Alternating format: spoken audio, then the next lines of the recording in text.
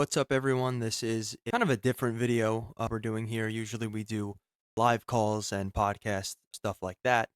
But today I wanted to just go over some free agent predictions that I had for the Mets and Yankees and just see where both teams are at. Before we do start, it would be greatly appreciated if you guys liked, shared, and subscribed. We are just getting started off here on this channel. We hope to grow it. If you guys like this content, please comment below, give it a thumbs up, and let me know if you want to see more of this style of video. All right, starting off with the Yankees, we got Paul Oldshit. Don't see the Yankees bringing him back. Goldie finished with 10 home runs last year, his lowest since 2014, not counting 2020. Though he wasn't awful, he still had a 731 OPS, but he's clearly at the end of his career now. He was a shot in the dark from the beginning, but ultimately it just really didn't work out. If he even decides to play, I think he goes back to Arizona. That could be a good landing spot for him. Again, that's if he doesn't retire. Now that they need a first baseman, because obviously Goldschmidt is gone, I think Pete Alonso is an obvious fit. I don't see the Yankees handing out a contract that long to an aging player like Pete. Instead, I think that JT Realmuto makes a ton of sense for the Yankees. JT is also at the end of his career and may not be the player he once was, but given that we just saw the Yankees try to do the same thing with Goldschmidt last year, they could try it again. And JT is a catcher and can also play first, so we have that option. If not JT, I could see Josh Naylor being a potential candidate. Anytime a left-handed bat pops up on the open market for the Yankees, they're obviously going to be all in on him. Yankees love those left-handed bats. They already have a first baseman / catcher in Ben Rice and an everyday catcher in Austin Wells. But signing JT, I think, gives them probably the best catcher depth in the entire MLB. So I think JT Realmuto is a real possibility for the Yankees, or it should be, in my opinion. Next up, Trent Grisham. Very 50-50 on the Yankees bringing him back. He destroyed his career high in home runs, which was previously at 17 in 2022 with 34 last year. He did, however, hit 182 with 7 home runs versus lefties last year. So with his postseason struggles and the fact that he couldn't hit lefties and his past history of him just not being a good hitter, it may sway the Yankees to let him walk and just let Cody Bellinger take over center field, not move him to first or left and right, just stick him in center and have him play that position every day. Speaking of Cody Bellinger, literally no way I see the Yankees letting him walk. Maybe, just maybe, I can see the Mets giving him an insane contract. But Bellinger has been such a perfect fit on the Yankees. He grew up a Yankee fan. I don't see why they have a reason to let him go unless ultimately he wants to play somewhere else. He slashed 272, 334, and 480 with the 5.1 WAR, which is the best since his MVP season with the Yankees last year. So again, there's really no reason that the Yankees would not want him back. Onto the bullpen. Luke Weaver is a free agent. A lot of Yankee fans want him gone. I understand. I don't know if the Yankees move on just yet. Relievers are hard to come by, as we all know. He had a very up and down year. Relievers are very unreliable. Even the best ones can be bad at times and have bad seasons. That's usually how baseball goes. Relievers will always be streaky. I could see them bringing him back on another 1-year prove-it deal, or I could see them letting him walk. Either way, it won't be much of a news story. Luke Weaver may stay, may go, really doesn't matter, honestly. So that's it for Luke Weaver. Next up, Devin Williams. Any baseball fan knows that Devin Williams, when he's at his best, is probably one of the best relievers in all of baseball. And unfortunately for the Yankees, he wasn't last year one of the best relief pitchers in baseball, or a closer for that matter. Will the Yankees re-sign him? Very tough, honestly. I really don't know. If they like what they saw from him at the end of the season last year, maybe he's got a shot. He definitely lost himself a ton of money. So will he come back? Who knows? Really, who knows? If I had to take a guess, I'd say that he himself probably wants to leave. New York wasn't the place for him. Folded under the pressure. They're not on his side. But hey, maybe I'm also not Devin Williams. I can't tell you that information. He could have very well said that he loved it here and just had a down season. He may sign a 1-year prove-it deal, maybe a 5-year deal if they really believe in him. I mean, they did trade for him. So clearly the Yankees liked what they saw in the past, and the front office made the move to go get him, and it's the same front office that got him is in charge now. So very possible he could be back. Same thing with Weaver. Very possible he could leave as well. Ahmed Rosario is the last pending free agent that the Yankees have this year. So same deal as Weaver and Williams. They could bring him back. They could not. He was as average gets for the Yankees post-trade deadline when they got him from Washington. Always nice having a backup middle infielder. It never hurts to have a backup middle infielder. That outside of Bo Bichette, there really is no middle infield depth on the free agent market this year. If the Yankees do decide to move on from Ahmed, I think that Brandon Lau could definitely be an option for them. Again, Lau, left-handed bat, hit 31 home runs last year with Tampa Bay. And the Yankees loved left-handed hitters and hasn't been a secret for their entire franchise's history. Clearly, he's going to command much more money than Rosario, but I think Lau is definitely a name that the Yankees should be looking at. It would be a great fit for them. Good defender as well. Other than the players I have named so far, I have had some people ask me if I think Kyle Tucker could potentially be a Yankee. Initial reaction is no, but you can never count out the Yankees landing a big free agent. Much as fans can argue that they don't get the big free agent, which over the past years they haven't, but it makes a ton of sense for them. Again, lefty bat. The addition of Tucker, not only immediately do they have the best outfield in baseball, if they keep Bellinger, of course, but they become a heavy favorite to win it all, and especially to win the AL when the AL is still weak. I don't think that the Yankees hand out a 10-year contract at this point in time, but again, I won't ever put it past the Yankees. What I can see the Yankees doing is trading for Bryce Harper. Harper has made it known he grew up a Yankee fan, always was a dream of his to play for the Bronx Bombers. Harper is entering his age 33 season, so he's getting up there. A couple weeks ago, he was quote-unquote hurt by GM Dave Dombrowski's comments on him not being an elite-level player anymore. So a trade could be brewing. I don't know if it is, but it definitely could be. Is it likely? No. But if the Phillies do decide that it's time to move on from Harper and the 7 years he has remaining on his contract, then I can see the Yankees being top of the list for teams to call up and inquire about Bryce Harper. As for their starting pitching, really not much to improve there. It's as good as it's going to get. They could maybe go after Robert Suarez for the bullpen. Is a name, he could make sense.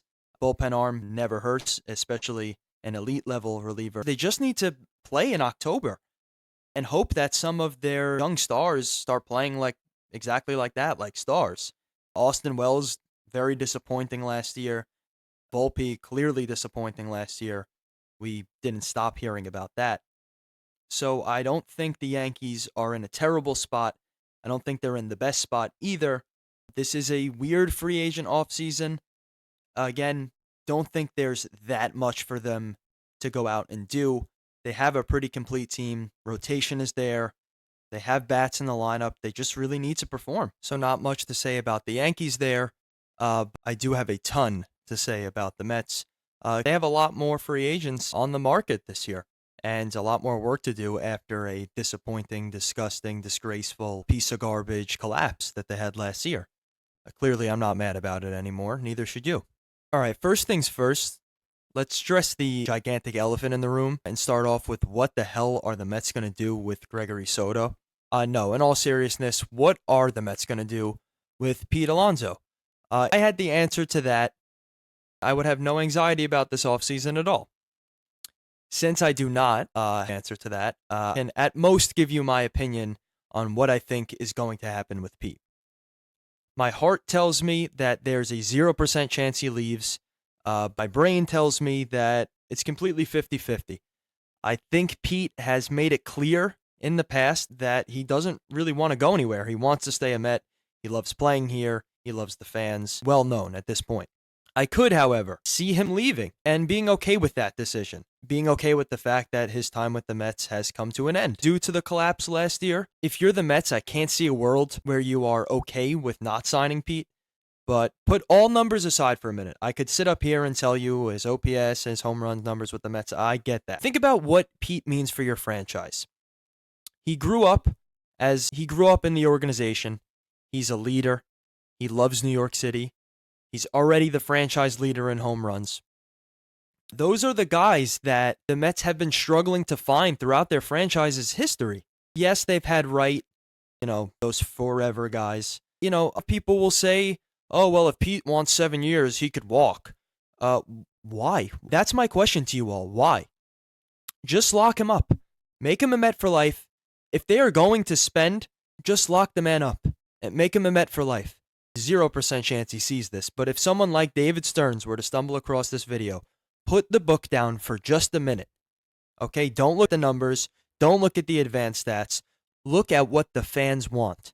And I understand it's not always what the fans want, but look at it from a sales perspective. The fans love Pete Alonso. Pete Alonso loves the fans. Good or bad, they'll probably come to see their favorite player. A dad is going to take his kid to go see Pete Alonso because that's who he grew up with. And that's when you think of the Mets, you think of Pete Alonso. Other fan bases can speak to that. Maybe you think of Lindor, but mainly you think of Pete Alonso. Again, this is someone who grew up in the organization and loves playing here. That is so rare for the Mets. I've been watching them my whole life. I can't think of one player that has had that sort of impact and stayed here for his entire career. The Mets usually let him walk. This time around, there should be no argument. Lock the man up. If he wants 7 years, give him the 7 years. He is worth it. If the Mets do decide to let him walk, I can see a team like Seattle going out and trying to spend, if they're even going to spend. They usually don't. But if they do spend, I could see them being all in on Pete Alonso. Some potential other fits if he doesn't sign with the Mets could be Boston, could be Philly, could be Cubs, could be even the Yankees. I could talk about Pete all day, but this would be a very long video.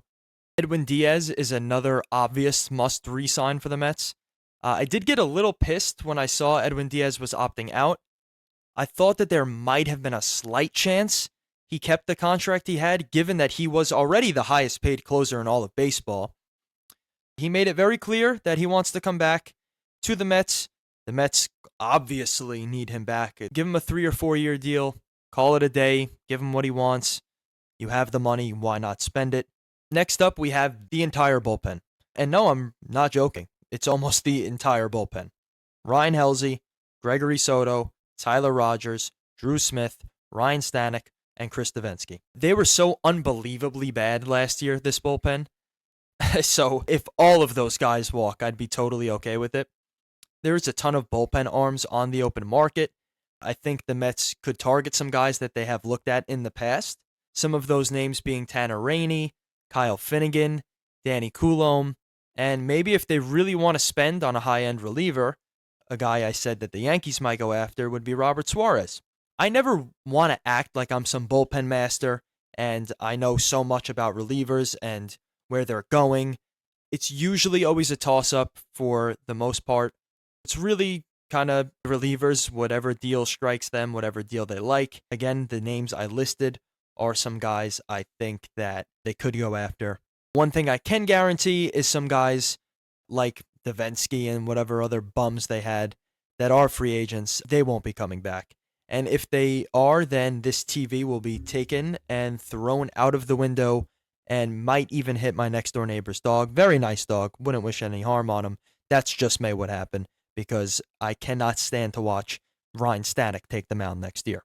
Adding on to the list of free agents that the Mets have this offseason, Starling Marte and Jesse Winker's contracts have both expired. Would be really shocked if we see either of these guys back. Winker was a huge spark plug for the Mets in 2024, but barely got on the field due to lingering back issues in 2025 and missing pretty much the whole season. Marte was a solid Met and loved his time with the organization the past 4 years, but with how much the Mets have on their hands right now and what else there is to do in this offseason, I don't see Marte or Winker anywhere in the future plans of the organization. Now that we have talked about all the Mets' pending free agents, let's talk about some possible additions that weren't on the team. If the Mets do decide it's in their best interest to let Pete Alonso walk, then look for them to sign Munetaka Murakami, coming over from Japan. He was a star in Japan. Murakami hit 265 home runs with a slash line of 273, 394, and 550 across 8 seasons in Japan. He instantly brings the power. You could be losing in Pete, and is also a whole lot younger. So if Murakami decides to go elsewhere, and it's not the Mets could go after Josh Naylor. I had already seen some reports that they could be interested. I wouldn't necessarily be thrilled with that if I'm a Mets fan, which I am. Nothing against Josh Naylor. I just don't think that replacing him with Pete that's not a step in the right direction. That's taking a step back. He lacks that power and by no means is an offensive superstar. Solid hitter, but nothing really more. Not going to wow you at first, not that Pete does. Again, you're not getting that franchise guy with him like you are Pete Alonso. Could go after Murakami, could go after Naylor. The option should be Pete, but should it not be Pete, those two could potentially be fits for the Mets. When it comes to starting pitching, it's no mystery that the Mets need help there. Looking at the list of upcoming free agents, there is a ton of options. Dylan Cease, Framber Valdez, Ranger Suarez, Michael King, Shota Imanaga, Zach Gallen, Merrill Kelly. I think if the Mets were to sign any of these guys, it would be someone on the younger side of their baseball career, like Cease or Suarez. I don't know if the Phillies really let Suarez go, but if they do, the Mets should be all over it, obviously. A lefty arm is a big part of what they need in that rotation. I'm sorry, David Peterson. I'm sorry, Sean Manaea. You guys both sucked last year. Cease is another name that's been floated around from last offseason. The Padres were looking to trade him. They didn't get anything done. So now Cease is on the open market. Cease really isn't a superstar. I wouldn't call him a superstar starting pitcher, but he does have serious strikeout stuff. I mean, mystery. He probably won't be too expensive. That's an option for the Mets, definitely. Maybe they even go with the short-term 2 or 3 year deal with someone like Valdez and hope that they win a championship within that time frame. Obviously, a ton of people are going to want to see if the Mets trade for Skubal. I say don't do it. On the surface, it sounds crazy, I know. I'm not saying it for clicks. But with the collapse we just saw, largely due to the starting pitching, it's hard to give up 5 to 6 young prospects and give out another 10-year plus contract for probably, over $400 million? When he is he's going to be a free agent next season, guys. Let's say a team does trade for him, and they lock him up immediately, just like what the Red Sox did with Garrett Crochet last season. It would suck, and the Mets would miss out on an opportunity to land the best or second best pitcher in all of baseball, but I'm telling you it would not be the end of the world. What the Mets need to do is build the chemistry and culture from within while adding those veteran starters. I think that Cease is a good fit. I think that Valdez could be a good fit. I know he had the instance with the catcher last year when he threw at his catcher. We don't really know what happened there. But the player I want most this whole offseason, give me Joe Ryan. I understand it's the same thing as Skubal, where he's not a free agent. You have to trade for Joe Ryan. But you are, one, not giving up nearly as many prospects, and not as many of the good ones either. And two, he's under control through 2027. He's young. He's disgusting on the mound. He's a workhorse. He's everything you want in a starting pitcher, truly.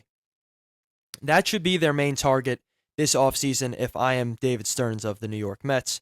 If I'm running the Mets, Joe Ryan is my pick. That's who I want. That's my guy.